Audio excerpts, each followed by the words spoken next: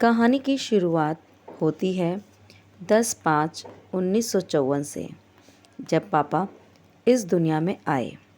समय बीता, धीरे धीरे बड़े हुए। फिर कुछ ऐसा तूफान आया कि पढ़ना लिखना छूट गया। नन्हे से कंधों पर जिम्मेदारी का भार आ गया, परंतु डरना पापा ने कभी सीखा नहीं। छोटे छोटे हाथों से अपने परिवार को पालने के लिए मेहनत करने लगे। समय ने करवट ली। पापा जवान हुए तो उनके मन में नौकरी को लेकर बड़े बड़े ख्वाब आने लगे। वह सोचने लगे, क्यों ना कुछ ऐसा किया जाए जिससे घर का नाम ऊंचा उठ जाए। उनका एक कदम बढ़ा सीधा आर्मी की तरफ, जहां वे अपना सपना सच करना चाहते थे। आर्मी में जाते ही पापा की शादी हो गई। एक सुंदर सी मम्मी ले आए। मम्मी बड़ी ही प्यारी और समझदार, जिन्होंने पापा का साथ निभाना शुरू किया। मम्मी नन्ही सी उम्र में 4 बच्चों की मम्मी बन गई। एक बार फिर पापा के कंधों पर जिम्मेदारी बढ़ गई। पर होना क्या था, डरना उनकी ज़िंदगी में नहीं था। मम्मी पापा मिलकर उन 4 बच्चों को बड़ा करने में लग गए और खुद अपनी ज़िंदगी के मज़े भूल गए। एक एक करके वह बच्चे बड़े हो गए। एक एक करके सभी बच्चों की शादी हो गई। सभी अपने परिवार में व्यस्त हो गए। समय निकलता रहा। पापा मम्मी बूढ़े होने लगे, पर कभी भी पापा मम्मी ने अपनी परेशानियां किसी को नहीं बताई। पापा अपनी ज़िंदगी में परेशान थे। शायद उनको कुछ एहसास हो रहा था कि समय की सीमा अब कभी भी रुक सकती है। वह अपना दर्द, अपनी तकलीफ़ किसी को नहीं बताते, सिर्फ एक एक दिन का हिसाब लगाते। एक दिन मम्मी से बोले, मुझे कुछ अच्छा नहीं लग रहा है। ऐसा महसूस हो रहा है मेरा दम सा घुट रहा है। मम्मी परेशान होकर बोली, जाओ पार्क में जाकर थोड़ी ठंडी हवा में बैठ जाओ, क्या पता घर के बाहर अच्छा सा लगे। पापा का जवाब था, नहीं, मैं गांव जाना चाहता हूँ, बेटे को एक बार मिलना चाहता हूँ। मम्मी ने उन्हें जाने का साहस दिया और खुद बेचैन हो गई। पापा तो गांव चले गए, पर मम्मी बीमार हो गई।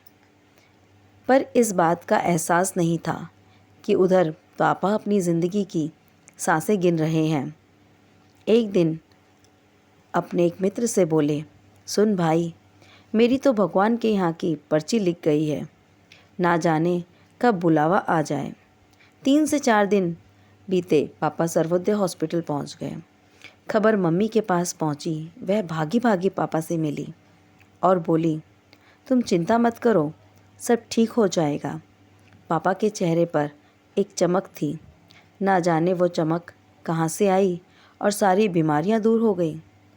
डॉक्टर ने ऐसी दवा पिलाई और ठीक होने की वजह उनकी सांसें रुक गई। समय ने ऐसी करवट बदली कि पापा का हाथ हमारे सिर से छीन लिया। जब उनके मृत शरीर को घर लाया गया, ऐसा लगा जैसे हमारा सब कुछ छिन गया।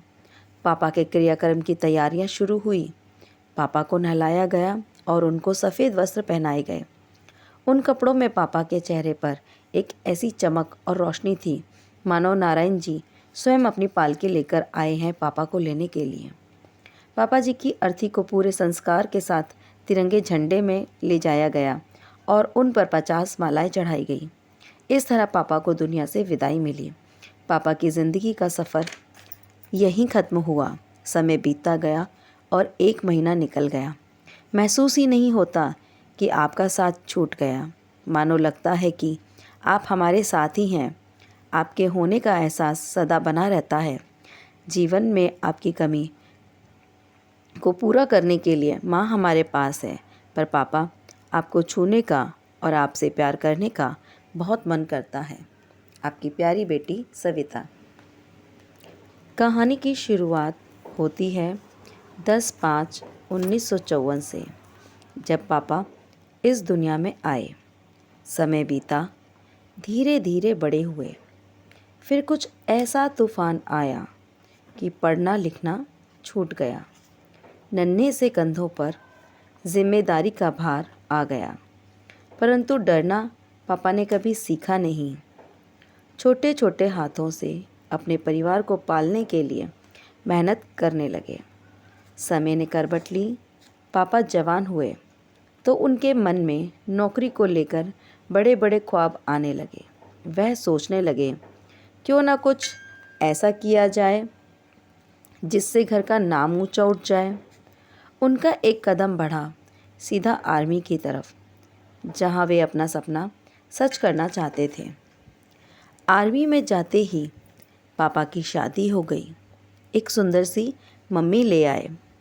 मम्मी बड़ी ही प्यारी और समझदार, जिन्होंने पापा का साथ निभाना शुरू किया। मम्मी नन्ही सी उम्र में 4 बच्चों की मम्मी बन गई। एक बार फिर पापा के कंधों पर जिम्मेदारी बढ़ गई। पर होना क्या था? डरना उनकी ज़िंदगी में नहीं था। मम्मी पापा मिलकर उन 4 बच्चों को बड़ा करने में लग गए और खुद अपनी ज़िंदगी के मज़े भूल गए। एक एक करके वह बच्चे बड़े हो गए। एक एक करके सभी बच्चों की शादी हो गई। सभी अपने परिवार में व्यस्त हो गए। समय निकलता रहा। पापा मम्मी बूढ़े होने लगे, पर कभी भी पापा मम्मी ने अपनी परेशानियां किसी को नहीं बताई। पापा अपनी ज़िंदगी में परेशान थे। शायद उनको कुछ एहसास हो रहा था कि समय की सीमा अब कभी भी रुक सकती है। वह अपना दर्द, अपनी तकलीफ़ किसी को नहीं बताते, सिर्फ एक एक दिन का हिसाब लगाते। एक दिन मम्मी से बोले, मुझे कुछ अच्छा नहीं लग रहा है। ऐसा महसूस हो रहा है मेरा दम सा घुट रहा है।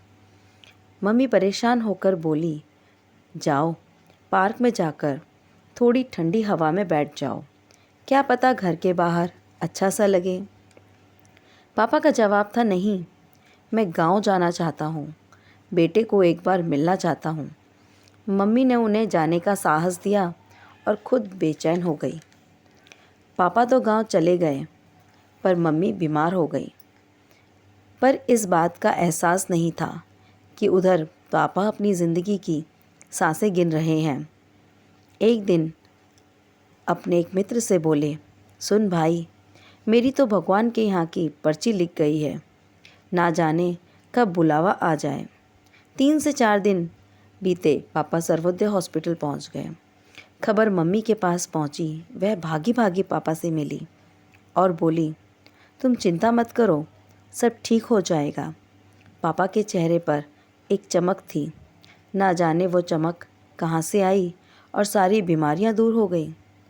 डॉक्टर ने ऐसी दवा पिलाई और ठीक होने की वजह उनकी सांसें रुक गई। समय ने ऐसी करवट बदली कि पापा का हाथ हमारे सिर से छीन लिया। जब उनके मृत शरीर को घर लाया गया, ऐसा लगा जैसे हमारा सब कुछ छिन गया। पापा के क्रियाक्रम की तैयारियां शुरू हुई। पापा को नहलाया गया और उनको सफ़ेद वस्त्र पहनाए गए। उन कपड़ों में पापा के चेहरे पर एक ऐसी चमक और रोशनी थी, मानो नारायण जी स्वयं अपनी पालकी लेकर आए हैं पापा को लेने के लिए। पापा जी की अर्थी को पूरे संस्कार के साथ तिरंगे झंडे में ले जाया गया और उन पर 50 मालाएं चढ़ाई गई। इस तरह पापा को दुनिया से विदाई मिली। पापा की ज़िंदगी का सफ़र यहीं ख़त्म हुआ। समय बीतता गया और 1 महीना निकल गया। महसूस ही नहीं होता कि आपका साथ छूट गया। मानो लगता है कि आप हमारे साथ ही हैं। आपके होने का एहसास सदा बना रहता है। जीवन में आपकी कमी को पूरा करने के लिए माँ हमारे पास है, पर पापा, आपको छूने का और आपसे प्यार करने का बहुत मन करता है। आपकी प्यारी बेटी सविता। कहानी की शुरुआत होती है 10/5/1954 से, जब पापा इस दुनिया में आए। समय बीता, धीरे धीरे बड़े हुए। फिर कुछ ऐसा तूफान आया कि पढ़ना लिखना छूट गया। नन्हे से कंधों पर जिम्मेदारी का भार आ गया, परंतु डरना पापा ने कभी सीखा नहीं। छोटे छोटे हाथों से अपने परिवार को पालने के लिए मेहनत करने लगे। समय ने करवट ली। पापा जवान हुए तो उनके मन में नौकरी को लेकर बड़े बड़े ख्वाब आने लगे। वह सोचने लगे, क्यों ना कुछ ऐसा किया जाए जिससे घर का नाम ऊंचा उठ जाए। उनका एक कदम बढ़ा सीधा आर्मी की तरफ, जहां वे अपना सपना सच करना चाहते थे। आर्मी में जाते ही पापा की शादी हो गई। एक सुंदर सी मम्मी ले आए। मम्मी बड़ी ही प्यारी और समझदार, जिन्होंने पापा का साथ निभाना शुरू किया। मम्मी नन्ही सी उम्र में 4 बच्चों की मम्मी बन गई। एक बार फिर पापा के कंधों पर जिम्मेदारी बढ़ गई। पर होना क्या था, डरना उनकी ज़िंदगी में नहीं था। मम्मी पापा मिलकर उन 4 बच्चों को बड़ा करने में लग गए और खुद अपनी ज़िंदगी के मज़े भूल गए। एक एक करके वह बच्चे बड़े हो गए। एक एक करके सभी बच्चों की शादी हो गई। सभी अपने परिवार में व्यस्त हो गए। समय निकलता रहा, पापा मम्मी बूढ़े होने लगे। पर कभी भी पापा मम्मी ने अपनी परेशानियां किसी को नहीं बताई। पापा अपनी ज़िंदगी में परेशान थे। शायद उनको कुछ एहसास हो रहा था कि समय की सीमा अब कभी भी रुक सकती है। वह अपना दर्द, अपनी तकलीफ़ किसी को नहीं बताते, सिर्फ एक एक दिन का हिसाब लगाते। एक दिन मम्मी से बोले, मुझे कुछ अच्छा नहीं लग रहा है। ऐसा महसूस हो रहा है मेरा दम सा घुट रहा है। मम्मी परेशान होकर बोली, जाओ पार्क में जाकर थोड़ी ठंडी हवा में बैठ जाओ, क्या पता घर के बाहर अच्छा सा लगे। पापा का जवाब था, नहीं, मैं गांव जाना चाहता हूँ।